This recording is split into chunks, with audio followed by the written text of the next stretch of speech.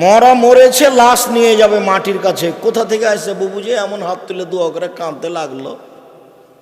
আরে লাশ বাড়ি থেকে বের হয়নি, বের হওয়ার সময় হাত তুলে দোয়া করে চিল্লাচিল্লি শুরু হয়ে গেল। আচ্ছা, ও মহিলা এই বাড়িতে আসলো কেন? এই ছেলে, এই বাড়িতে মরা মরেছে, সারা দিন গোটা গ্রামের মহিলা এই বাড়িতে আসছে কেন? ধর্ম কি পাগল হয়ে গেছে? তাফসির মাহফিলে ওকে কি পড়ালো? এই তোমার বোন আসে কেন এই বাড়িতে? আপনার স্ত্রী আসে কেন? আমি আব্দুর রাজ্জাক ইউসুফ বলছি, আমার স্ত্রী যায়নি, যাবেও না। যদি আপনি পরীক্ষা করেন কালকে আসেন। আল্লাহ তুমি মাফ করো, আমি অহংকারও করিনি, গৌরবও করিনি। 3 মাস থাকার পরে যদি আপনার সরিষা সম পরিমাণ পর্দার ব্যতিক্রম দেখা যায়, আমি জাতির সামনে কথাই বলবো না। বিবাহের 11 দিন পর থেকে প্রতিষ্ঠানের প্রধান শিক্ষিকা। এই বাড়িতে মরা মরেছে, সারা দিন কেন এ বাড়িতে মহিলারা আসছে? ওর কি মাথা ঘামলো যে এখানে আসবে কেন সারাদিন? ওর কেন একটু লজ্জা হয় না? ওর কেন একটু শরম হয় না? ওর কেন ও চাচাতো ভাইকে দেখতে আসলো? ওর নাকি গ্রাম্য চাচাতে দেখতে এসেছে, কেন এখানে আসবে? অর্ধ পৃথিবীর খলিফা, কুশাগর বুদ্ধিজীবী, রাজনীতিবিদ ওমর মারা যাবেন এই সময়ে বলছেন, আব্বু আব্দুল্লাহ, জি আব্বা, আয়েশাকে গিয়ে বলো মোহাম্মদ সাল্লাল্লাহু আলাইহি সাল্লামের পাশে আবু বকর সিদ্দিকের কবর আছে, তার পাশে একটু ফাঁকা জায়গা আছে, ওখানে আমার কবর দেওয়ার সুযোগ দিবে কিনা। শোনো আব্দুল্লাহ, আয়েশাকে গিয়ে বলিও যে উমর কবরের জায়গা চাই। এই কথা বলিও না যে আমিরুল মুমিনিন, দেশের সরকার জায়গা চাই, এই কথা বলো না। বলবে যে উমর চাচ্ছে। আপনার কোন কালে প্রিন্সিপালের পদ চলে গেছে, তবু আপনি বলছেন সাবেক প্রিন্সিপাল, কলমে লিখছেন। আপনি বলছেন সাবেক এমপি মন্ত্রী, আর উমর এখনো মরেননি, জীবিত আছেন। বুখারী মুসলিমের হাদিস। বেটা, আয়েশাকে গিয়ে বলবা উমর কবরের জায়গা চাচ্ছে, বলিও না যে দেশের সরকার চাচ্ছে, আমিরুল মুমিনিন চাচ্ছে, এই কথা বলিও না। তো এখন আব্দুল্লাহ গেছেন, সালাম দিয়ে ভিতরে ঢুকে দেখছেন যে আয়েশা বসে বসে কাঁদছেন। উমর মারা গেছেন, সেই জন্য আয়েশা বসে বসে কাঁদছেন। কই, আয়েশা তো দেখতে আসেননি। আয়েশা রাদিয়াল্লাহু তাআলা আনহা দেখতে আসেননি। অর্ধ পৃথিবীর খলিফা, কুশাগর বুদ্ধিজীবী, রাজনীতিবিদ ওমর, অর্ধেক পৃথিবী যার দখলে, সারা পৃথিবীতে এত ঈমানদার মানুষ, ব্যতিক্রম মানুষ আল্লাহ কাকে সৃষ্টি করেছেন তা ইতিহাস বলে না। মানুষ হিসেবে এত শক্তিশালী পাওয়ারফুল মানুষ পৃথিবীতে আর কে জন্ম নিয়েছে তা ইতিহাস বলে না। যার রাস্তায় শয়তান হাঁটে না, যার রাস্তায় শয়তান হাঁটে না, এত বড় মানুষ মারা গেছেন, আয়েশা রাদিয়াল্লাহু তাআলা দেখতে আসেননি, বাড়িতে বসে কাঁদছেন। আপনি আপনার স্ত্রীকে কন্ট্রোল করুন। আপনাকে বলছি, দুঃখিত, আপনি মনে কিছু নিয়েন না। আমার কথা যতই আপনাকে তিতে লাগুক, তবে আপনার প্রয়োজন আছে, এটা আপনাকে আমি মনে করাতে চাই। শোনেন, 5 নাম্বার উপদেশ থাকছে, 4টা উপদেশ আছে। 5 নাম্বার উপদেশ থাকছে, আপনার বাড়িতে মাশাআল্লাহ কারফিউ জারি থাকবে। আপনার বাড়ির যেন আইয়ুবের শাসন, 44 ধারা জারি থাকবে বাড়িতে। আপনার ছেলে, আপনার মেয়ে, আপনার স্ত্রী বাড়ি ত্যাগ করতে পারে না কোনো সময়। শুনুন, 4টা কাজ করলে মহিলারা জান্নাতে যাবে, এ কথা আমি বলিনি, এ কথা মুহাম্মদ সাল্লাল্লাহু আলাইহি সাল্লাম বলেছেন। 1, 5 ওয়াক্ত সালাত। ইবাদতের জগতে ব্যতিক্রম ইবাদত হলো সালাত। 2, রমজান মাসের রোজা, সেম। 3, স্বামীকে মেনে চলা, তিতা লাগলেও মিঠা লাগলেও। উপস্থিত বৈঠকের দিনই মুসলিম বোন, আপনাকে বলছি শোনেন, আপনার স্বামীর মুখ খারাপ, দিন রাত গালি দেয়, কি করবেন? এটা ভাগ্য, মেনে নেন। ও যা বলছে বলতে দেন, মারছে মারতে দেন, গালি দিচ্ছে গালি দিতে দেন, আপনি মেনে নেন। দেখেন 15 দিন 20 দিন 6 মাস যাবৎ স্বামীর সাথে কথা বলছেন না, এই সংসার হবে না। তিতা লাগুক মিঠা লাগুক, আপনি স্বামীকে মেনে চলেন। স্বামী গালি দিয়েছে, তারপর 1 গ্লাস পানি চেয়েছে, তখন আপনি 1 গ্লাস পানি নিয়ে সামনে ঠ্যাক্কস করে রেখে তো ওদিকে চলে গেলেন। এভাবে সংসার হবে না, এই সংসার চলবে না। দেখেন, আমি আব্দুর রাজ্জাক বিন ইউসুফ আপনার দিনী ভাই হিসেবে বলছি, আপনি আমার কথাটা মেনে নেন, স্বামীকে মেনে চলেন। শেষ পর্যন্ত যদি আপনি মনে করেন যে আব্দুর রাজ্জাক সাহেব আমার চলবে না সংসার, তো আপনি খোলা তালাক করেন। স্বামী যত বড়ই দামি হোক, যত বড়ই চাকরিজীবী হোক, যত বড়ই পরহেজগার হোক, যে কোনো সময় আপনি স্বামী বাদ দিতে পারেন। হাদিস বুখারী মুসলিম, তার নাম খোলা তালাক। আপনি চেয়ারম্যান মেম্বারকে বলবেন আমি ভাত খাবো না, মিটে গেল, ও একটা ব্যবস্থা করে দিবে। আপনি নিজেকে খোলা করে নেন। আমি নিষেধ করিনি, তবে আপনাকে আমি আপনার এই স্বামীকে মেনে চলার জন্য অনুরোধ করছি, তিতা লাগলেও মিঠা লাগলেও। দেখেন, সামাজিক অবস্থা সুবিধা নয়, আরেকজন স্বামী এর চেয়ে খারাপও হতে পারে। পরিবেশ পরিস্থিতি কি হবে বলা যায় না। 2-1টা বাচ্চাও হয়ে গেছে, কান্নাকাটি যেটাই হোক, গালি যেভাবে দেখ, আপনি মেনে নেন, ভালো হবে। 4, জেনায় লিপ্ত হবেন না। আব্দুর রাজ্জাক সাহেব ঘটে গেছে জেনা, যে তাহলে আপনি তোবা করেন। শোনেন, তোবা করলে মানুষ পাপ মুক্ত হয়ে যায়। আপনার অন্তর থেকে যদি আপনি তোবা করেন, তাহলে আপনার জেনার পাপটা আল্লাহ আবার পাল্টা নেকিতে পূর্ণ করে দেবে। আপনি জেনা বন্ধ করেন, তোবা করেন, আপনি ভালো নারীদের অন্তর্ভুক্ত হয়ে যাবেন, আপনাদের জান্নাতের সব দরজা খোলা। আর পৃথিবীর পুরুষ নারী সবকে বলা হচ্ছে, আল্লাহ তাআলা বলছেন, পৃথিবীর মানুষ পুরুষ নারী শুনে রেখো, ওয়ানাহান নাফসা আনিল হাওয়া ফাইনাল জান্নাতা হিয়াল মাওয়া। যে ব্যক্তি অশ্লীল কাজ থেকে নিজেকে বিরত রাখতে পারবে, আমি আল্লাহ তাকে জান্নাতুল মাওয়া দিয়ে দিলাম। যদি আপনি আজকে এই মোবাইলে প্রেমের গল্প বন্ধ করতে পারেন, জেনা বন্ধ করতে পারেন, আল্লাহ বলছেন আমি তাকে জান্নাতুল মাওয়া দিয়ে দিলাম। এটা আল্লাহর কথা। অতএব দিনী বোন, আপনি এই 4টা কাজ করেন, জান্নাতের সব দরজা খোলা। এর সাথে আপনাকে আরেকটা কথা বলি, এদিকে শোনেন। আল্লাহ নবী একদিন বলছেন, নবীগণ জান্নাতে যাবেন, শহীদেরা জান্নাতে যাবে, সত্যবাদীরা জান্নাতে যাবে, ওই সব মহিলারাও জান্নাতে যাবে যারা স্বামীকে মেনে চলে। নেন, এবার সিরিয়ালে আপনারা আছেন, এখনো পুরুষ আসেনি। কেউ যদি বলে আব্দুর রাজ্জাক সাহেব শোনেন শোনেন শোনেন, বুখারী মুসলিমের হাদিস আছে এইভাবে যে ওযু করার পরে যদি কেউ বলে আশহাদু আল্লা ইলাহা ইল্লাল্লাহু ওয়াহদাহু লা শারীকা লাহু ওয়া আশহাদু আন্না মুহাম্মাদান আবদুহু ওয়া রাসূলুহু, তাহলে জান্নাতের সব দরজা খোলা। হাদিস তো বুখারী মুসলিম, এটা আপনারও যা মহিলারও তাই না। কথার বুঝানো গেল না? আচ্ছা, ওযু করার পরে যদি এই দোয়া পড়ি, তো আমার জন্য জান্নাতের সব দরজা খোলা, তো মহিলা যদি পড়ে তার জন্য, তাহলে এখানে আমার ব্যক্তিগত কিছু আছে, পুরুষের জন্য কিছু আছে? মহিলাদের জন্য যেভাবে বলা হয়েছে মুহাম্মদ সাল্লাল্লাহু আলাইহি সাল্লাম ওভাবে পুরুষের জন্য বলেননি।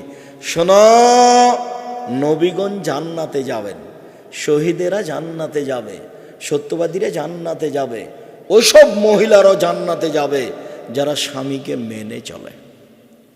3টে গুণের ভিত্তিতে মহিলারা ভালো হতে পারে, 3টি গুণের ভিত্তিতে মহিলারা ভালো হতে পারে। 1, স্বামীর সাথে কথা বললে হাসি মুখে বলে। 2, স্বামী আদেশ করলে পালন করে।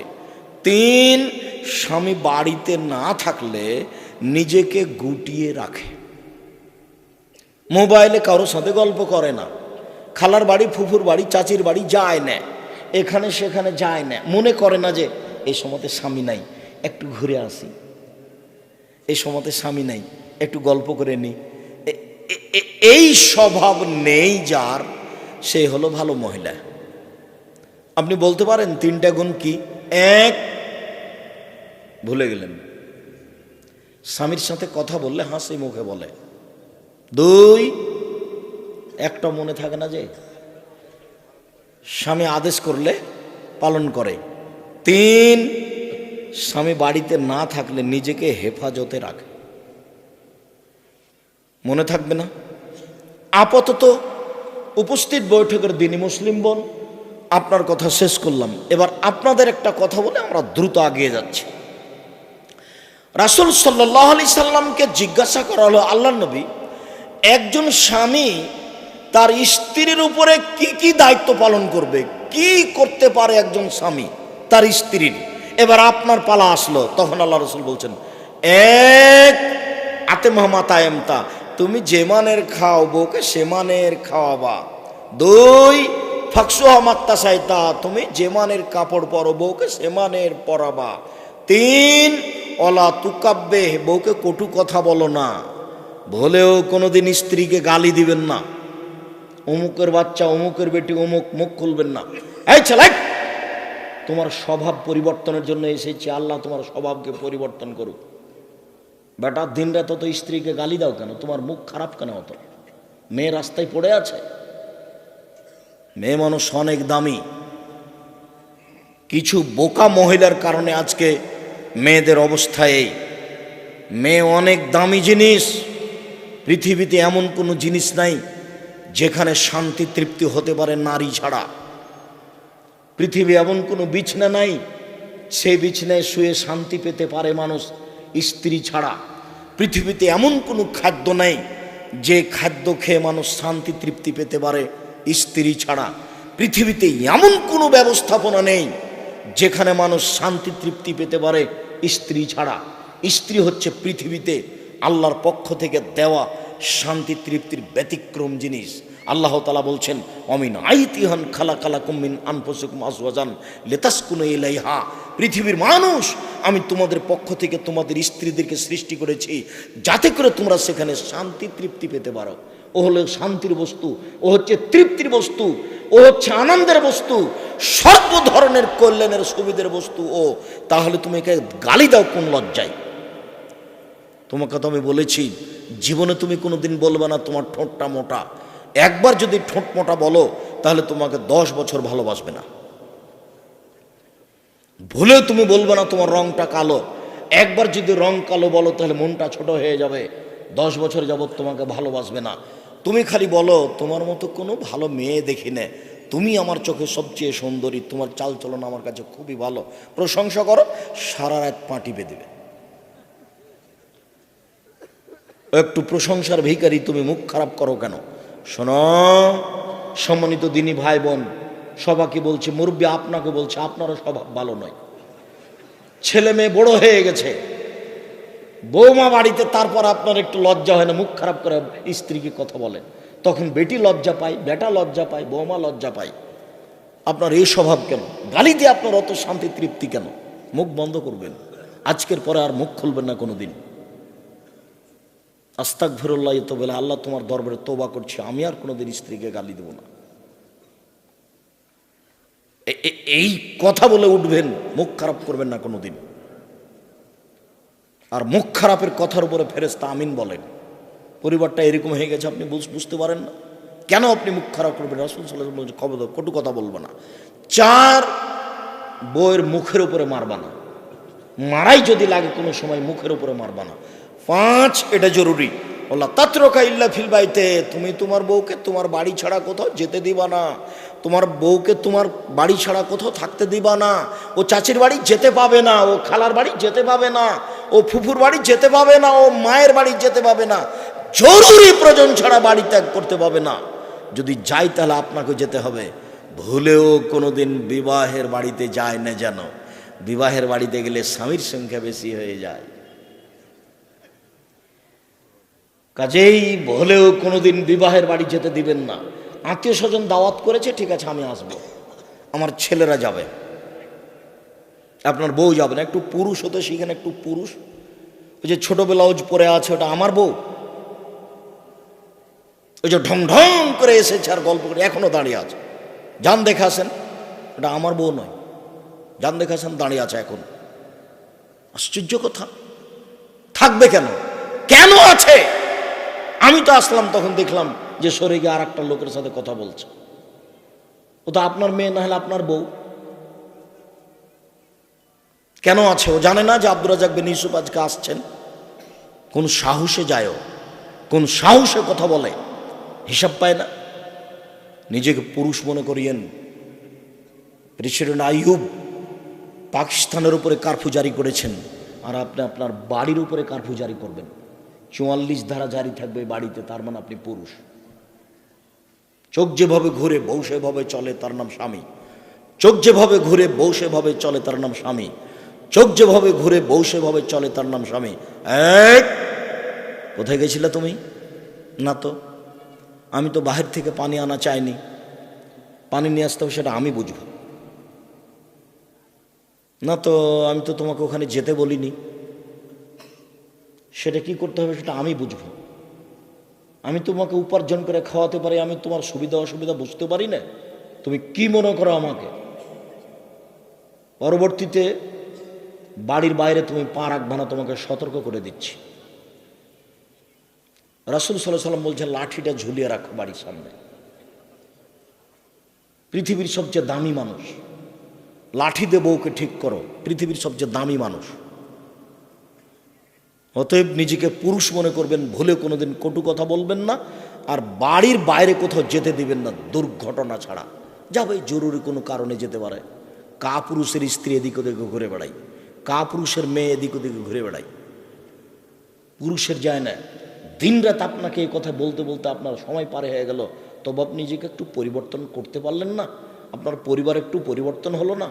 উপস্থিত বৈঠকের মুসলিম বোন, আপনাকে বলছি, দেখেন নিজে থেকে যদি আপনি না মানেন তাহলে কেউ কিছু করতে পারবে না।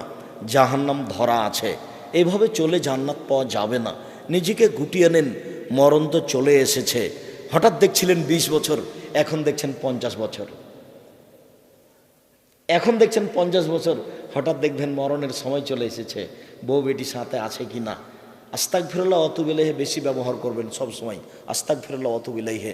উঠছেন, আস্তাগফিরুল্লাহ ওয়াতুবু ইলাইহি। ঘরে ঢুকছেন, আস্তাগফিরুল্লাহ ওয়াতুবু ইলাইহি। বাইরে বের হচ্ছেন, আস্তাগফিরুল্লাহ ওয়াতুবু ইলাইহি। ইস্তেগফার এই শব্দটা বেশি ব্যবহার করবেন। আরও যদি পারেন, রব্বিক ফিরলি ওয়াতুব আলাইয়া ইন্নাকা আনতাত তাওয়াবুল গাফির, ইন্নাকা আনতাত তাওয়াবুল গাফুর, এই দোয়া পড়ার চেষ্টা করেন। এগুলো ছোট ছোট ইস্তেগফারের দোয়া। যত ইস্তেগফার করবেন বিচারের মাঠে আপনার সুবিধা তত বেশি হবে। আর এমনিতে দুনিয়াতে ক্ষমা চাইলে তো আব্দুল্লাহর মুখে শুনতে পেলাম যে উমর রাদিয়াল্লাহু তাআলা জনগণকে নিয়ে গেছেন পানি চাইতে। উল্টাভাবে বলতে হবে আল্লাহ পানি দাও। তো উমর বলছেন যে তোমরা এক কাজ করো, ক্ষমা চাও। জনগণ বলছেন ব্যাপারটা কি? এসেছি পানি চাইতে, ক্ষমা চাইবো মানে? তো বলছে দেখো আল্লাহ বলছেন যে ক্ষমা চাইলে পানি দিয়ে দিবে। আল্লাহ তো ক্ষমাই চাও, দেখি কি হয়। সম্মানিত দিনী ভাই বোন, মহান আল্লাহ বলেন, ইয়ামহাকুল্লাহুর রিবা ওয়া ইউরবিস সাদাকাত, সুদ মানুষের টাকাকে সংকুচিত করে, দান মানুষের টাকাকে বেশি করে দেয়। অত্র আয়াত প্রমাণ করে সুদ খেলে মানুষ ভিক্ষুক নিঃস্ব হবে। আজ হোক আর কাল হোক, বাঁচার কোনো পথ নেই। কোটি থেকে কোটি টাকা ইনকাম করলেও আপনার চোখের সামনে টাকা হারিয়ে যাবে, অন্যথা আপনার ছেলের সামনে যাবে, নইলে আপনার নাতি পোতার সামনে যাবে। টাকা একদিন হারাবেই। সুদের টাকার শেষ পরিণত হলো ভিক্ষুক সাজা। কিস্তি তুলে যারা বাড়ি বিক্রি করে তারা, দেখেন আপনার বাড়ির পাশে প্রমাণ আছে, আমি তার জাজল্য প্রমাণ। আমার বাসার পাশে একজন মহিলা, একজন লোক কিস্তি উঠাচ্ছিল, বাড়িটা বিক্রি করে দিয়ে চলে গেছে। এ তো আমি বলিনি, আল্লাহ বলছেন ইয়ামহাকুল্লাহু রিবা, আল্লাহ সুদকে সংকুচিত করেন। সংকুচিতকে আল্লাহ আপনাকে ভিক্ষুক বানান। রাসূল সাল্লাল্লাহু আলাইহি সাল্লাম বলছেন ইন্না রিবা ওয়া ইন কাসরা, যদিও সুদে টাকা বেশি দেখা যায়, ওয়া ইন্না আকিলাতুল কাল্লা, তার ফলাফল হলো নিঃস্ব। তার ফলাফল হলো নিঃস্ব। সুদ থেকে ফিরে আসতে হবে যে কোনো মূল্যে। ভুলেও কোনো দিন ব্যাংক থেকে টাকা উঠিয়ে ব্যবসা বাণিজ্য শুরু করবেন না। ব্যাংক থেকে টাকা উঠিয়ে জমি কিনবেন না। ব্যাংকে চাকরি করে ভদ্রলোক, ব্যাংকে লোন নিয়ে বাড়ি বানিয়েছে, তোবা করতে হবে, ভুল হয়েছে, টাকা ফেরত দিতে হবে, ভিক্ষে করে খেতে হবে, সিদ্ধান্ত ভুল হয়েছে, বাড়ি তো 5 তলা, বউ তো খুব খুশি, আপনার জানাজাই হবে না। আল্লাহ রাসূল বলেন, এই শোনো, এই লাশের কোনো লেনদেন আছে নাকি, ঋণ আছে নাকি? জি। তাহলে আমি গেলাম। আল্লাহ রাসূল, আমি তার ঋণের পরিশোধের জিম্মেদারি নিলাম, আমি নিলাম। আচ্ছা আচ্ছা, ঠিক আছে। তার মানে যার ঋণ আছে তার জানাজাই নেই। লাশকে সামনে রেখে চেয়ারম্যানের বক্তব্য চলবে না, এই কথা ঠিক। লাশকে সামনে রেখে হুজুরের বক্তব্য চলবে না, এই কথা ঠিক। তবে লাশকে সামনে রেখে হুজুর বলবেন এর কোনো ঋণ আছে কি? ঋণ থাকে যদি শহীদ হয়ে গেলেও ক্ষমা হবে না। ঋণ থাকে যদি কোনো পথ তাকে ক্ষমা করতে পারবে না। তাই তো মুহাম্মদ সাল্লাল্লাহু আলাইহি সাল্লাম সালাম ফিরার পূর্বে প্রতিদিন বলতেন, সব সময় বলতেন, আল্লাহুম্মা ইন্নী আউযু বিকা মিন আযাবি জাহান্নাম ওয়া আউযু বিকা মিন আযাবিল কবর। আল্লাহ, আমি তোমার কাছে বাঁচতে চাই কবরের শাস্তি হতে, আমি তোমার কাছে বাঁচতে চাই জাহান্নামের শাস্তি হতে। আউযু বিকা মিন ফিতনাতিল মাসিহ দাজ্জাল, তোমার কাছে আমি বাঁচতে চাই দাজ্জালের ফিতনা হতে। আউযু বিকা মিন ফিতনাতিল মাহি ওয়াল মামাতে, আমি তোমার কাছে বাঁচতে চাই ইহকালের বিপদ, আমি তোমার কাছে বাঁচতে চাই পরকালের বিপদ হতে। ইহকালের বিপদ হতে, পরকালের বিপদ হতে, কবরের ফিতনা হতে, দুনিয়ার ফিতনা হতে। ওয়া আউযু বিকা মিনাল মাসামি ওয়াল মাগরাম, তোমার কাছে বাঁচতে চাই আমি ঋণ কর্য হতে, তোমার কাছে বাঁচতে চাই আমি বড় পাপ হতে, তোমার কাছে বাঁচতে চাই আমি ঋণ কর্য হতে, তোমার কাছে বাঁচতে চাই আমি বড় পাপ হতে। দিন রাত তিনি ঋণ থেকে বাঁচতে চাইতেন। আল্লাহ আমার জন্য ঋণ না হয়, আল্লাহ আমার জন্য ঋণ না হয়। আপনার মাথায় কিভাবে বুদ্ধি আসলো, গোবর ঢুকলো যে আপনি ব্যাংক থেকে লোন নিয়ে বাড়ি করতে গেলেন, ব্যাংক থেকে লোন নিয়ে ব্যবসা করতে গেলেন? আমি তো তা কোনোদিন আব্দুর রাজ্জাক বিন সময় পরামর্শ দিইনি। আমি বলেছি চকলেট দিয়ে ব্যবসা শুরু করতে হবে, তাহলে ঋণ নেওয়া লাগবে না। চকলেটের পরে কি গো? কলা, তারপরে কাপড়, তারপরে আরো কিছু। কলা দিয়ে ব্যবসা শুরু করলে ঋণ নেওয়া লাগবে? চকলেট দিয়ে? তা আপনি কোটি টাকা দিয়ে হিরোইন কিনলেন কেন কলকাতায়, আর ঢাকায় বিক্রি করলেন? এ ব্যবসা চলবে না। সম্মানিত দিনী ভাই বোন, আল্লাহ তাআলা বলেন চিরদিনের জন্য সুদের চূড়ান্ত সিদ্ধান্ত, সুদের ব্যাপার আল্লাহর পক্ষ থেকে চূড়ান্ত ফয়সালা। যারা সুদ খাবে তাদের অর্থ কমে যাবে। রাসূল সাল্লাল্লাহু আলাইহি সাল্লাম বলেছেন, সুদ দেখতে বেশি লাগে বটে, সুদের পরিণাম হলো নিঃস্ব ভিক্ষুক হওয়া। মহান আল্লাহ বলেন, আল্লাহুল বাই'a ওয়া হারামার রিবা, আল্লাহ তাআলা ক্রয় বিক্রয়কে বৈধ করেন, সুদকে হারাম ঘোষণা করেন। জাবের রাদিয়াল্লাহু তাআলা আনহু বলেন, লানা রাসূলুল্লাহ সাল্লাল্লাহু আলাইহি ওয়াসাল্লাম আকাল রিবা। পৃথিবীর মানুষ শুনে রেখো, আল্লাহর নবী অভিশাপ করেন যারা সুদ খায় তাদের উপরে অভিশাপ, যারা সুদ দেয় তাদের উপরে অভিশাপ, যারা সুদের অঙ্ক কষে তাদের উপরে অভিশাপ, যারা সুদের উপরে সাক্ষী থাকে তাদের উপরে অভিশাপ। অকালাহুম সাওয়া, তিনি বলেন সবাই সমান। বলেও কোনোদিন আপনি মনে করবেন না ইসলামী ব্যাংকে চাকরি করা জায়েজ। এদেশে কোনো ইসলামী ব্যাংক হিসাবে রাসূলের পদ্ধতিতে কোনো ব্যাংকিং ব্যবস্থা নেই। সবারই সম্পর্ক আছে বাংলাদেশ ব্যাংকের সাথে। অতএব কে 100% নিখুঁতভাবে ব্যবসা করছে এই কথা বলতে পারে না। আরো অবাক কথা যে আমি 5 লক্ষ টাকা 10 লক্ষ টাকা রেখেছি ব্যাংকে, প্রতি মাসে আমাকে 1 লক্ষতে 1000 করে টাকা দেয়। ব্যবসা কি এত নিরাপদে হয়? ব্যবসা মানে হলো আমি সাপাহার বাজারে তরি তরকারি কিনলাম, ট্রাক ভর্তি করে নিয়ে গেলাম রাজশাহীতে বিক্রি করব বলে। রাস্তায় গাড়িটা অ্যাক্সিডেন্ট হলো, সবজি নষ্ট হয়ে গেল, তার নাম ব্যবসা। কিনেছিলাম 10,000-এ, হলো 10,500, তার নাম ব্যবসা। কিনেছিলাম 20,000-এ, হয়ে গেল 15,000, তার নাম ব্যবসা। আরে নিরাপদে প্রতি মাসে আমার জন্য 10 লক্ষতে 10,000, 10 লক্ষতে 10,000, 10 লক্ষ। ধর্ম পাগল হয়ে গেছে।